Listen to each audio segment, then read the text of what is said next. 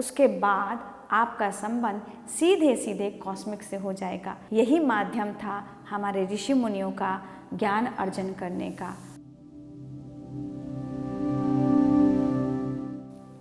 हरिओम। मंत्र। आज हम मंत्र के बारे में बात करेंगे। वैसे तो मंत्र के बारे में 7-8 मिनट में बता पाना बहुत मुश्किल है, फिर भी मैं आपको छोटी छोटी बातें बताने की कोशिश करूँगी। मंत्र यानी कि जो मन में समा जाए। जब हम किसी चीज़ को बार बार दोहराएंगे तो वो कहीं ना कहीं एक रिदम में आने लगता है। तो पहले हम आपको बताते हैं कि मंत्र जो है वो कई प्रकार के होते हैं, जैसे कि तंत्र मंत्र, वैदिक मंत्र, बीज मंत्र, उपांशु मंत्र, ऐसे बहुत सारे मंत्र होते हैं। सबके अपने अपने टेक्निक्स होते हैं और हर मंत्र को जाप करने का अपना अपना एक तरीका होता है और सबका अपना अपना अलग अलग लाभ होता है। लेकिन हम संक्षिप्त में जाएं तो मंत्र का जो उच्चारण हम क्यों करते हैं, यदि हम कोई भी मंत्र बोलते हैं तो उसका हमें अर्थ मालूम हो ऐसा ज़रूरी नहीं है, क्योंकि मंत्र का कोई अर्थ नहीं होता है। जब हम मंत्र जाप करने लगते हैं तो हम अर्थ से परे हो जाते हैं।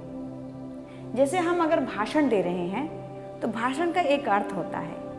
यदि हम कोई कहानी पढ़ते हैं तो उसका अपना एक अर्थ होता है, किंतु जब हम कोई मंत्र बोलना शुरू करते हैं और उसे बार बार दोहराते हैं तो उस वक्त हमारे अंदर कोई अर्थ नहीं होता, सिर्फ हम उच्चारण करते जाते हैं। मंत्र को उच्चारण करने का 3 तरीका होता है। एक वाचक मंत्र में हम उसको बार बार ध्वनि के साथ बाहर साउंड निकाल कर उच्चारण करते हैं, जैसे कि ओम भूर्भुवः स्वः ऐसा, या हम ओम भगवते वासुदेवाय नमो नमः, ये आप जोर से बोल रहे हैं तो ये हो जाता है वाचक। दूसरा होता है मानस में मन के अंदर दोहराया जाता है, यानी कि आप आंख बंद करके बैठे हुए हैं, कोई एक माला आपने ले लिया या ऐसे ही आप मन में उस मंत्र को बार बार रिपीट कर रहे हैं, तो वो होता है मानस। और तीसरा होता है उपांशु में आप बुदबुदाते हैं, यानी कि बाहर वाला भी सुन नहीं पाता पर उसे पता चलता है कि आप मंत्र उच्चारण कर रहे हैं, और एक आप मन में भी बोलते होते हैं किंतु वो मन में ठहरता नहीं है, वो बाहर की तरफ निकलता रहता है।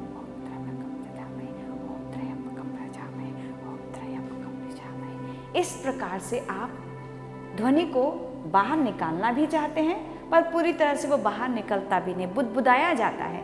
तो ये 3 तरीके होते हैं मंत्र को बोलने के। अब मंत्र जो है, जब आप मंत्र बोलते हैं तो मंत्र आप कौन सा चयन कर रहे हैं, आपके मंत्र के चयन करने का उद्देश्य क्या है, आप मंत्र क्यों बोल रहे हैं। जैसे कि दशरथ ने जब मंत्र का चयन किया था तो उसमें उनका एक स्वार्थ था कि उन्हें पुत्र की प्राप्ति हो।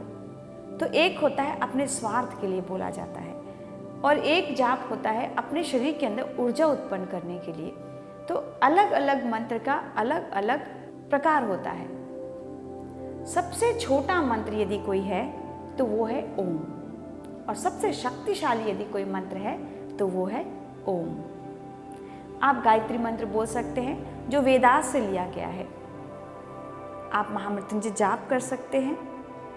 आप कोई सा भी मंत्र ले सकते हैं, पूर्णमदः पूर्णमिदं ले सकते हैं, वो आपका चयन है। लेकिन आपको समझना है कि मंत्र हमें क्यों बोलना है। जब हम मंत्र बार बार दोहराते हैं तो क्या होता है, जब भी आप मंत्र देखेंगे या पढ़ेंगे तो आप गौर करिएगा, उसमें क वर्ण क ख ग घ च छ ज झ त ठ ड ढ ऐसे ऊपर की जो 3 पंक्ति हैं क च त, ये यूज़ नहीं होते हैं प्रायः, और बाकी नीचे के होते हैं। क्योंकि हम जब बोलते हैं तो मंत्राज में स्वर और व्यंजन दोनों की इस प्रकार से माला गुथी जाती है कि शरीर के अंदर कंपन पैदा होता है, और उद्देश्य होता है उस कंपन के माध्यम से आप अपने शरीर रूपी ब्रह्मांड के अंदर कंपन पैदा कर सकें।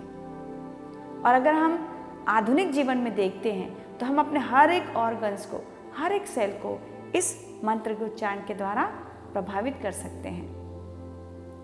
मंत्र का उच्चारण जो होता है, हम जानते हैं, आज विज्ञान ने बताया है, सिद्ध कर दिया है कि पूरा ब्रह्मांड जो है, यहाँ एक गूंज है जो सूर्य से पैदा हुई है और वो है ओम की गूंज। पर हमें सुनाई नहीं पड़ती है। क्यों नहीं सुनाई पड़ती है? क्योंकि हमारे कान के सुनने की एक क्षमता है जो 20 हर्ट्ज से लेकर 20,000 हर्ट्ज के बीच का जो फ्रीक्वेंसी है उसी को सुन पाती है। यदि 20 से कम होता है तो हम सुन नहीं पाते हैं, या 20,000 से ज़्यादा होता है तो हम नहीं सुन पाते हैं। लेकिन हम अपनी क्षमता को बढ़ाकर ध्यान की अवस्था में जाकर मंत्र जाप करके हम उस ध्वनि को सुन पाते हैं जो हमारे ऋषि मुनियों ने सिद्ध किया है। तभी तो हमें पता चला कि ब्रह्मांड में ओम प्रणव उपस्थित है जो कि इस ब्रह्मांड को जीवित रखा हुआ है। यदि ब्रह्मांड चलायमान है, यदि हम जीवित हैं तो कहीं ना कहीं उस ओम के गूंज की वजह से है। तो वो जो ओम की गूंज पूरे ब्रह्मांड में गूंज रही है, वही ओम की गूंज हमें शरीर रूपी ब्रह्मांड के अंदर उत्पन्न करना शुरू करते हैं और लगातार उस जाप को करने से हमारे शरीर के अंदर वही फ्रीक्वेंसी पैदा होती है जो फ्रीक्वेंसी इस ब्रह्मांड में निरंतर चल रही है, जिसकी वजह से ये सृष्टि निरंतर चल रही है। यदि ये गूंज थम जाए तो फ्रीक्वेंसी होनी बंद हो जाएगी और सारा कुछ थम जाएगा। वैसे ही हमारे शरीर के अंदर हर एक सेल में कंपन है, फ्रीक्वेंसी है, और उसे निरंतर बनाए रखने के लिए हम मंत्र का उपयोग करते हैं, ताकि मंत्रों का उच्चारण करके हम अपने शरीर के अंदर वो कंपन पैदा कर सकें जिसकी वजह से हमारा एक एक सेल जीवित रहे और अपने समय से डेड सेल्स को वो निकाल नए सेल अपनी जगह ले। और ये अगर सिस्टम हमारे शरीर के अंदर चलता रहा तो हमको किसी भी प्रकार की कोई बीमारी नहीं होगी। अब हम आते हैं कि ये जो हम मंत्र उच्चारण करते हैं, इस मंत्र उच्चारण से हमें लाभ कैसे होता है और मंत्र उच्चारण करते वक्त हमें किन बातों का ध्यान देना चाहिए। पहले तो हमें मंत्र उच्चारण करने से पहले उस मंत्र के बारे में डीप नॉलेज ले लेना चाहिए और उसका उच्चारण हम कैसे करें वो हमें पहले रियाज करना चाहिए। क्योंकि जब आप मंत्र जाप करने वाले हैं और उस वक्त यदि आपने मंत्र का उच्चारण गलत किया तो हमारे शरीर के अंदर नकारात्मक फ्रीक्वेंसी उत्पन्न होने लग जाएगी। पॉजिटिव वे में जब फ्रीक्वेंसी पैदा होगी तो एनर्जी हमारे बॉडी के अंदर बनेगा और उसका फ्लो जो होगा वो राइट वे में होगा, जिसकी वजह से हम हमेशा प्रोग्रेस करेंगे। लेकिन यदि हम मंत्र का उच्चारण गलत तरीके से करते हैं तो जो फ्रीक्वेंसी है वो रॉन्ग वे में होगी और हम फायदे की जगह बीमार होने लगेंगे। क्योंकि हमारे अंदर जब नकारात्मक कंपन होगा तो हमारे शरीर के अंदर के सेल्स डैमेज होंगे। तो हमको इस बात का विशेष ध्यान रखना है। तो जो हम मंत्र का उच्चारण करते हैं तो उन मंत्रों के उच्चारण से जो फ्रीक्वेंसी पैदा होती उसकी वजह से हमारे शरीर में कंपन होता है और उसी कंपन के माध्यम से हमारे एक एक सेल्स जीवित रहते हैं। तो अब हम मंत्रों के बारे में जान गए। मंत्रों के जो प्रकार हैं वो आपको मैंने बताया और इसको करने का मैंने तरीका भी बताया कि मानस, मन में बोलने वाला, वाचक, जोर से बोलने के लिए, और एक उपांशु, अंदर मन पे बोलने को जो बुदबुदाते हुए। तो मैंने आपको तीनों प्रकार भी बता दिए। अब आपको मंत्रों का चयन, अगर आपको कुछ भी समझ में नहीं आता है तो आप सिर्फ ओम का जाप कर सकते हैं, जिसमें अ, उ, म ये तीनों आपको स्पष्ट रूप से अंदर बोलना पड़ेगा। भले संयुक्त में वो ओम होगा लेकिन कंपन आपको आ उ को कंबाइन और माँ को पृथक करके आपको दोहराना होगा।